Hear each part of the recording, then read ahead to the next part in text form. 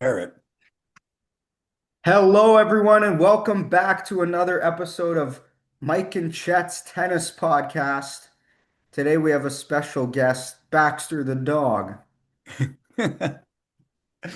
Baxter, you love tennis, don't you? He loves tennis balls. He doesn't know much, but he's learning, right, dude? All right. That's enough of him. Okay, He's had now, enough. What's first up? podcast of the new year. First podcast of the new year. How does it feel to be in 2026? Fantastic. Fantastic. We made it. 2025 is over. That's old news. Now is Good the riddance. rise of Felix Mhm. in Good riddance. 2026.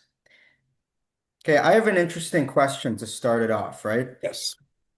I think as far as Canadians go, Felix is, I don't think it's completely unrealistic to say he can win a Grand Slam. What do you think about that? Well, I think it's quite possible if there was no Sinner and Alcaraz. Anybody else, he's right in there with them. And so that brings me, to this question. If someone is to win a Grand Slam besides Sinner and Alcaraz, who would it be? That's a very good question because any number of guys it could be. I mean, Mhm. can you count Zverev out now? Can you count Taylor? I keep wanting to say Taylor Swift, but it's not Taylor Swift, it's Taylor Fritz. That's right. It's similar. Can Medvedev do it again? I think he's having a resurgence. I don't think he's going to be like, number one in the world, but Can he's set to have a good Tsitsipas do it? 2026 by the way it looks. I would say Taylor Fritz is the most likely. And I think he's got the power on the serve. You need that. You need that. A guy who's going to come out and beat those guys has to have a big weapon. So it has to either be a guy with a, good weapon for a forehand or weapon for a serve. Fritz has both. And he has to be Um, on. of course, he has to be on, but I think he's the only one who can really get to that level where they're going to beat those guys. Can he even beat Djokovic? Can Fritz beat Djokovic? I think so. I think Fritz is going to surpass Djokovic this year in terms of a legitimate contender for a Grand Slam. I just don't think at 38 you can do it. I don't think Djokovic, I think he's done as far as winning Grand Slams goes. Well, do you think Djokovic could do it if there was no Alcaraz and Sinner? Yes. That's it. Maybe at the Australian. Yeah, but the Australian sky is tour. blue and Alcaraz and Sinner are there. So, Yeah. it's part of the game. You've got to overcome the, number one and number two. Replace that with, who was, what Federer and Nadal was, you know, 20 years ago. Can the demon Djokovic wasn't winning Grand Slams then. can the demon do it? No.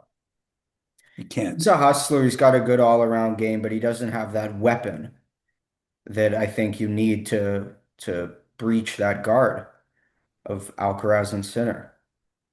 Now, what about Alcaraz and Ferrer? Is that going to inhibit Alcaraz this year at all, not having Ferrer for the first time in his pro career?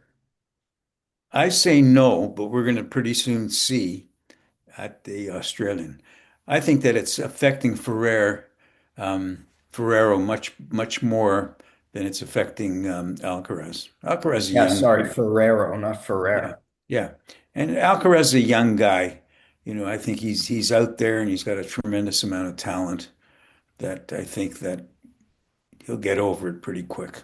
Yeah, yeah. I What do you mean, think happened there? well, I think you've done a little more research than I have, but from my understanding, the father got in the way there and said, he thought Ferrero should be traveling with Alcaraz. He didn't come to the Asia part of the tour in late 2025. And he thought, at this stage in Alcaraz's career, maybe Ferrero was prioritizing his academy or something else like that.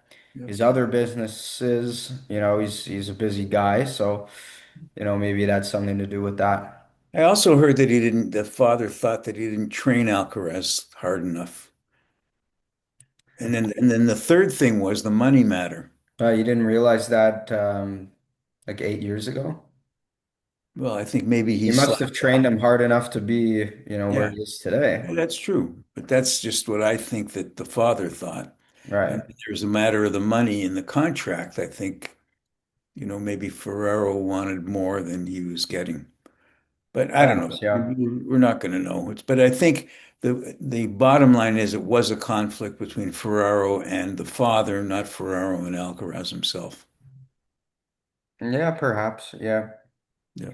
That seems to be, what the word is.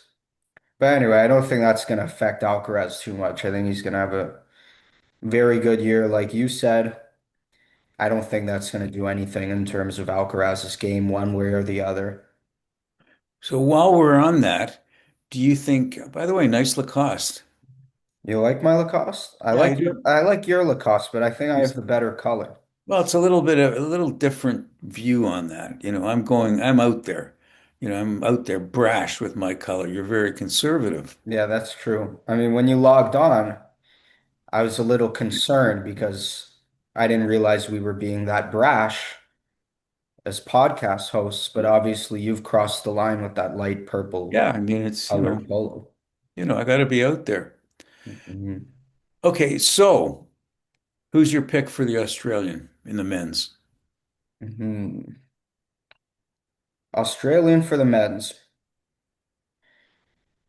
I think Alcaraz feeds off his environment, and I don't know what his environment's going to be in terms of a coach. I don't know what that vibe is going to be. I feel like Sinner has the crowd more in Australia. Um, I don't think that's going to impact Sinner as much as it would impact Alcaraz. I think the safest bet would be Sinner wins this. Yeah, here's the only thing I can think of with Alcaraz. If everything's going okay, he's fine. But how about if he starts getting down? How about if he's a little bit off? Right. He's not having And does he have Ferraro that somebody matter. in his corner that's going to Yeah. help get him through But it? he has that other guy, he has, I forget the guy's name, but another Spanish guy who's Ferrero's assistant, kind of, who did a lot of the on-court stuff. He's still there. His Hmm. fitness trainer's still there. So Yeah. it's a team. Anyways, we'll see. It'll be interesting. Yeah, for sure. For But sure. Sinner is heavily favored to win. Alcaraz is a second choice, but quite a bit behind Sinner. And I think it's fairly close, Right. Right. whoever wins, but nobody And else is anywhere. I think the third favorite is Djokovic. I just don't think he has the legs for it anymore. Yeah. Maybe not, but he's way down there in the odds. But Yeah. he's third, still third. Hmm. Anyways, I don't know how many five setters he can do in that heat in Australia. Right. Right. I mean, if he breezes through in 3 sets, he's fine, but two five setters in a row when Yeah. it's It's hot. going to be tough. I mean, you do have Medvedev, who is coming off his win in Brisbane, which is adds another title. Um, it is, a warm-up event. We saw him win a 250, not too long ago. Did he win that before, like his last 250 he won? Was it before the French? I'm not sure. I seem Do to you think remember? yes, but I'm not sure. Yeah. Anyways, is So he he could have capable? some momentum. There's a lot of different things. I think he's And capable. He's capable as long as he stays within 25 feet of the baseline. He can do it. Okay, so you're going Sinner. I'll go Alcaraz. yeah, and what's the deal with this exhibition match we saw from Alcaraz and Sinner in They Korea? played some match in Korea. Yeah, And of course, it is exhibition, so basically it's for entertainment. And I know Sinner Alcaraz won 7-5, 7-5, but does it mean anything? no, No. All it means is you're seeing two very talented guys display their talents. But is the pressure on to win? There's no pressure whatsoever. And that's different. It's like a guy shooting golf, and they're all good golfers.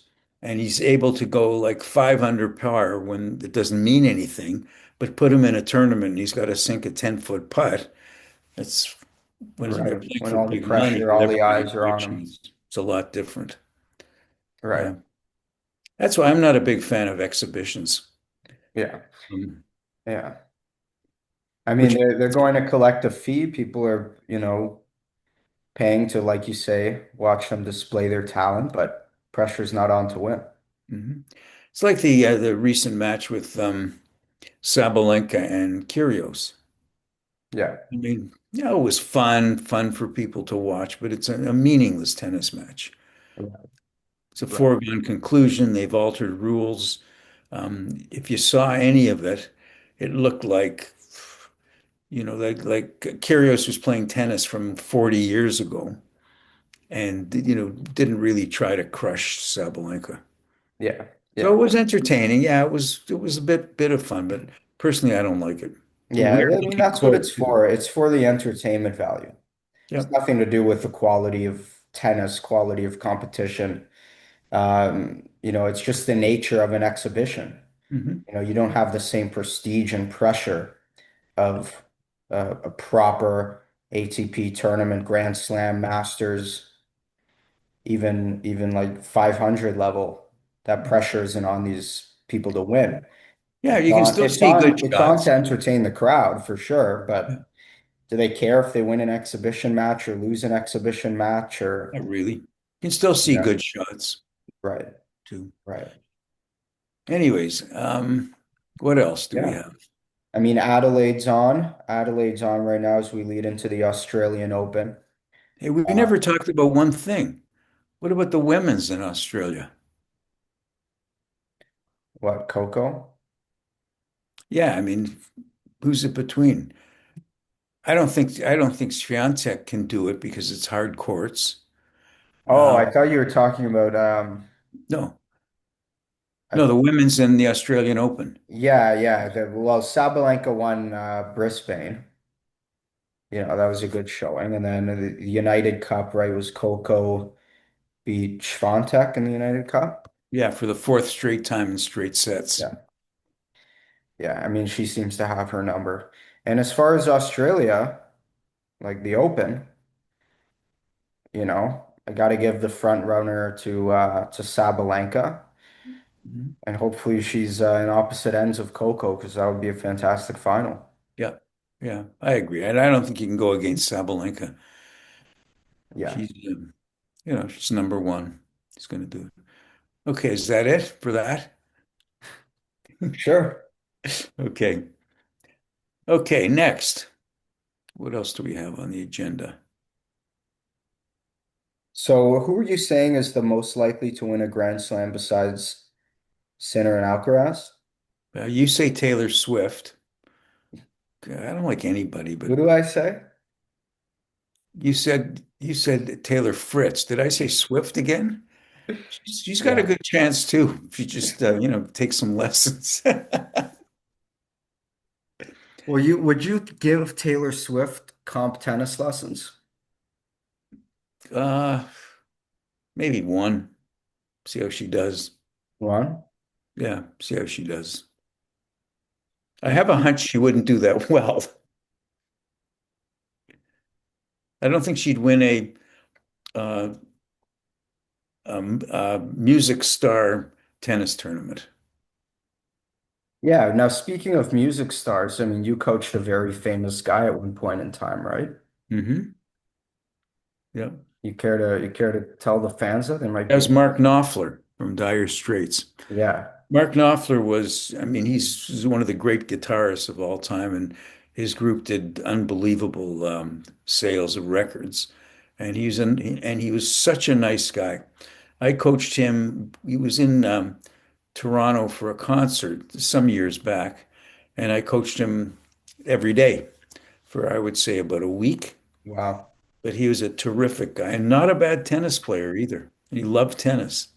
So Yeah. it Wonder if was, he's still playing. yeah, the one I missed out on was what's that guy's name? Jimmy Buffett. Right. Yeah, what happened with him? Well, they called me to see if you had time to give Jimmy Buffett a lesson today. Right. And being the integrity guy that I am, I was packed up with lessons, and I wasn't going to cancel one of my lessons to teach Jimmy Buffett. So I Right. said, I couldn't do it. I could do it tomorrow, but it was no good. It was just a one day thing. Yeah, So I'm yeah. sorry I missed out on that, but I had to stick with my principles, and my Yeah. allegiance was to my students. That's right. I would have liked to do it. Yeah. So, question to all the tennis coaches out there. If you had Jimmy Buffett call you for a tennis lesson, would you cancel one of your own students for Jimmy Buffett? 99% of coaches would not. 99, sorry, 99% of coaches would take Jimmy Buffett and have to cancel Would somebody. take Jimmy Buffett. Yeah. Okay. But Be interesting. not me. I mean, it would have been nice to coach him because I liked his Yeah. music. I liked the guy. Yeah. Since he passed away, so now I'll never do it. But Did he pass away? hmm When did he pass away? I don't know, just fairly recently. Can you look it up quickly? Wow. Yeah, fairly recently. Oh, wow, he did. Wow. Yeah, he was good, and he loved tennis too. There's another guy that loved tennis. Yeah. You don't know these people. Some of them are obsessed with tennis as their Yeah. sport. Yeah, just like the rest of us. I saw Yeah, Drake is getting into tennis. yeah. Drake has a tennis court at his house. I'm just waiting for the call. But Yeah, I mean, you're in the six. yeah, yeah. But apparently, from all intents and purposes, he's a nice guy. You know, Yeah. I know a guy who's given him a tennis lesson in the past. Do you? Yeah, and guy at Toronto Lawn, one of the coaches at Toronto Lawn, Yeah. and Drake is apparently a good guy. I sort of have that hunch anyway. All right, let me show you. I'm gonna share my screen. Okay. Hmm. Yeah, you see this? You see my screen? Yeah, Okay. There's Drake posted these pictures of him playing tennis. That's some girl. That's some singer actually. Okay, here we go. he's using What? the Babolat Pure Strike. Yeah, he's using the Babel up picture. I mean, what can we? Where's his left hand, by the way, on the strings? Let's see. Let's zoom in on that left. Where is that hand? What's he Yeah. doing up there? He looks like he looks like he's going in with a very flat backhand Yeah, for sure. at the ball, um, running to the ball. Good concentration. Drake, if I were you, and I was going for this ball, one, if you're going for longevity in the sport and you want a little more than just, a rec game, you want a really good game, I'd probably switch you to a two-handed backhand. Have two hands on that ball. I've seen you shoot hoops. You're athletic enough to have a running two-handed backhand and work on that. We'll work on pivoting that left hip, using that left hand to swing around, get some top spin on that ball. It doesn't look like much of a turn, does it? No, I mean But who I knows can tell what came he's before about to that reach for it and view. send a flat backhand over, it looks like. Yeah. Maybe he stabs it with a little slice or something, but Drake, you've got a lot of potential, so Yeah. Any other photos? yeah, there's one other photo of him taking back the racket. Now I saw Patrick Mouratoglou do a thing on this. Can you see this? Yeah.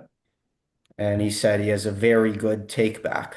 Yeah, he does. Nice and high, Yeah, balanced, looks like some nice and rotation. high. But one thing I'd say, he's a nice, again, depends what he's going for. Are you a rec player just hitting a ball here? Are you looking for a high performance shot? I mean, here I'd adjust your grip a little bit. That index finger just looks like it's floating above the grip there. right? It's not really wrapped around. See that? Hmm. Adjust your hand a little bit further down. You kind of look like you're choking up on that grip. Not sure there. And But I would go, yes, he's balanced, but he could be, I don't know if he's just I warming up or what, but my hunch is there's no legs being used in yeah, that there's balance. obviously no legs, but I don't know, maybe he's just I don't warming know up what with he's his, going for. I'd have to see the yeah, sequence. exactly. But yeah, Exactly. yeah, But Drake, glad to see you're playing and bringing more eyes to this beautiful sport. yeah, definitely. It's good Yeah, to see him out there. that's right. That's right. Start going to the events. Start bringing, I mean, Drake did a phenomenal job with the Raptors. Remember when Drake was made the global ambassador and Yes, yes. he did a really good job.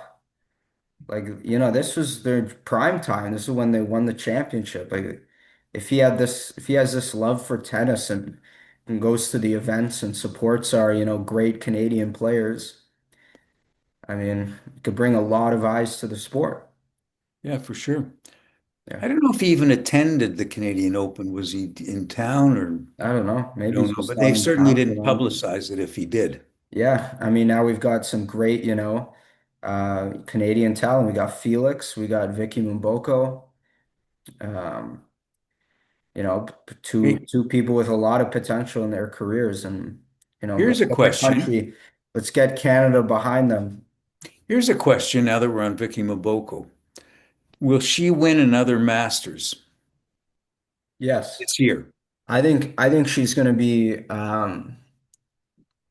the first Canadian to win a Grand Slam. She's still young. She's very young. What did she turn 19 now? I'm not even sure if did she turn 19 and 18, 19. She can win a Grand Slam. Yeah, she She's can. got she's got like what other Canadian has more potential to win a slam than her? Um, no, Shapovalov for some reason has dropped off the face of the earth. No, I know it's tough. I mean, what do you think? Are we going to see another Grand Slam winner with a one-handed backhand? Hmm. Who was the last one? Pavrinka? Who's playing in the Australian Open, by the way, got a wild card. Did oh, jeez. He had a beautiful Well, one-handed yeah, backhand. but wasn't he? Didn't he play well? He played in the United Cup just now, I think. I don't know what he's doing, but Yeah, anyway, he's not a contender. one-handed backhand. But legend of the game nonetheless. Yeah, for sure. Yeah, And what is he, 40 now? How old is Pavrinka? he's Something. getting up there. Yeah, Yeah. yeah. Do you think Djokovic will play when he's 40? Sorry, the last guy to win was probably us. Was probably I want to say Federer 2017 Australian Open. It's probably the last guy with a one-handed backhand to win a slam. Yeah, maybe. That was a few years ago. Yeah, comment below if that's. I'm sure we'll have. I'm pretty sure it's him. I can't. I think Do you, Wawrinka won around 2016, probably. I don't know if U.S. Open or what his last slam was, do but you think Djokovic, um, sorry, do you think Djokovic will play when he's 40? I He's 38 now. think he definitely could. It just depends on if he wants to. Yeah. Because I think at 40 he will have dropped out of the top 10. Right, right. I don't So think he wants to. And what's his ranking now? Like six or something? I think he's still in the top. Well, he is the third seed, I think, at the Oh, Australian Open. really? I think so. Who else is there? Can you look it Third, up? he's fourth. Zverev is third. Yeah. Anyways, should be interesting. Here you have, by the way, Carlos Alcaraz is the top seed, but he's not the favorite. That's a little Right. weird, isn't it? Yeah. But I I guess it's guess. because it's a matter of points and stuff, and Right, today's a right, right. Grand Slam. Yeah. Anyways, should be interesting. I think the qualified have started, by the way. Yeah. There's qualifying results today, Hmm. so we will Yeah. see. We'll see. Exciting All time right, ahead, 2026. Hope you all had a happy new year and started on your resolutions. If you had and some. look forward to the guests we're going to have this year on the Yes. podcast. Some interesting guests lined up, Yeah, so stay tuned in. for sure. Okay. Good Okay, chat as always. Okay, All great. right. Okay. Subscribe, like, comment, everything. Thanks for tuning in, Okay. guys. All right. Night, everybody.